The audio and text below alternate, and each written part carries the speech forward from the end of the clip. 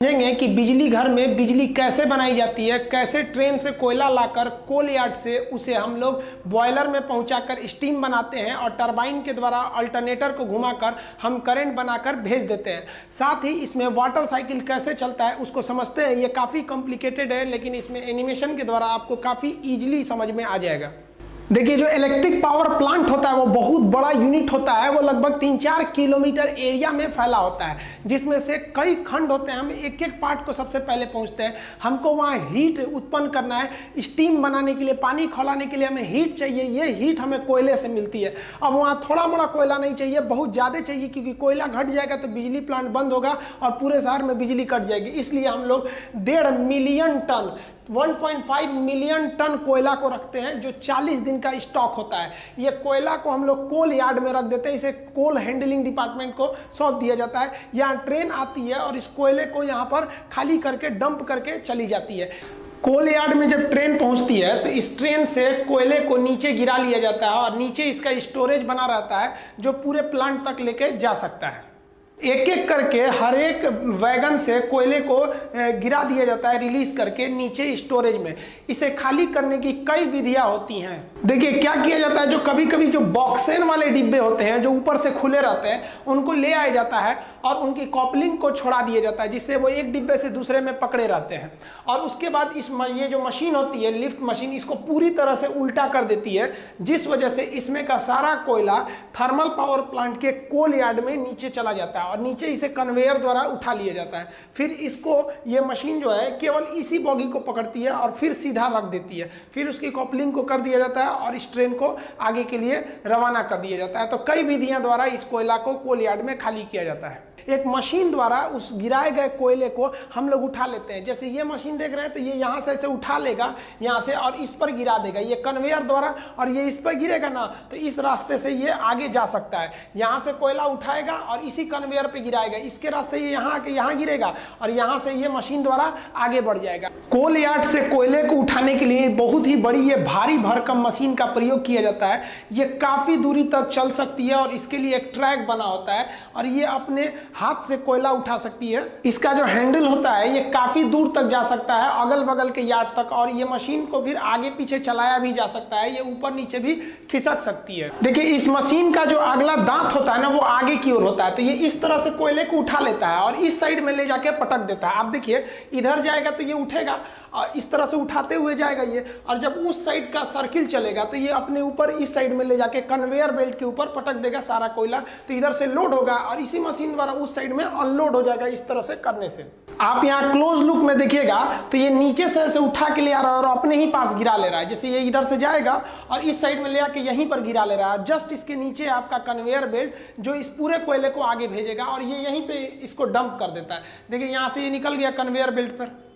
ये conveyor belt पूरे plant तक आगे की ओर कोयला को पहुंचा देता है, जहां तक इसको जरूरत है प्लांट में, चाहे वो कितना भी आगे प्लांट हो। तो किसी भी पावर प्लांट में कोल हैंडलिंग बहुत बड़ा एरिया होता है। कन्वेयर बेल्ट जो होता है, एक पट्टी होती है, दोहरी पट्टी, जो किसी रोटेटर पर घूमती रहती है। जैसे यहाँ हम कोई चीज को गिराएंगे तो ये इसी पर घूमते रहेगा। अब ये पट्टी यहाँ जाके अंदर हो गई है तो मटेरियल यहीं गिर जाएगा। तो एक ही पट्टी द्वारा हम इसको गिराते रहेंगे। अगर मान लीजिए इससे भी आगे ले जाना है तो एक और कन्वेयर बेल्ट यहाँ लगा देंगे, वो इससे भी आगे ले जाएगा। नहीं तो यहीं पे काम है तो यहीं पे छोड़ देंगे हम। तो ये कन्वेयर बेल्ट जोड़ के हम किसी भी चीज को बहुत आगे तक ले जा सकते हैं। ये जो कोयला होता है इसका कोई आकार ही फिक्स नहीं होता है, ये बड़ा भी हो सकता है, छोटा भी हो सकता है। तो इस कोयला को इस कन्वेयर बेल्ट के माध्यम से आगे भेजते हैं हम लोग क्रशर मशीन में।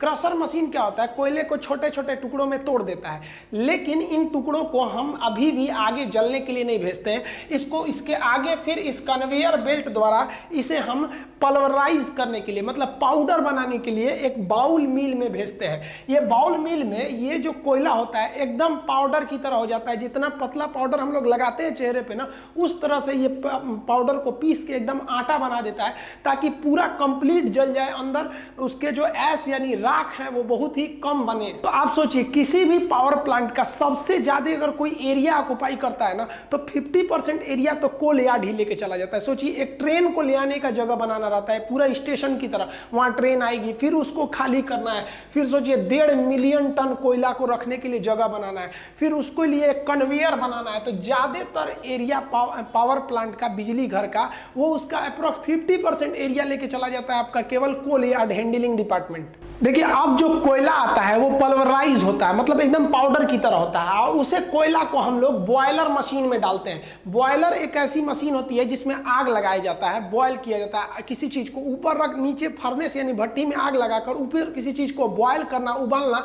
बॉयलर कहलाता है। तो इस बॉयलर में कभी भी हम लोग बड़े बड़े कोयले को नहीं डालते हैं, बल्कि वो पल्वराइज कोयले को डालते हैं पाउडर की तरह। जैसे इसमें पाउडर की तरह डालते हैं, ये कोयला यहाँ पर जलने लगता है।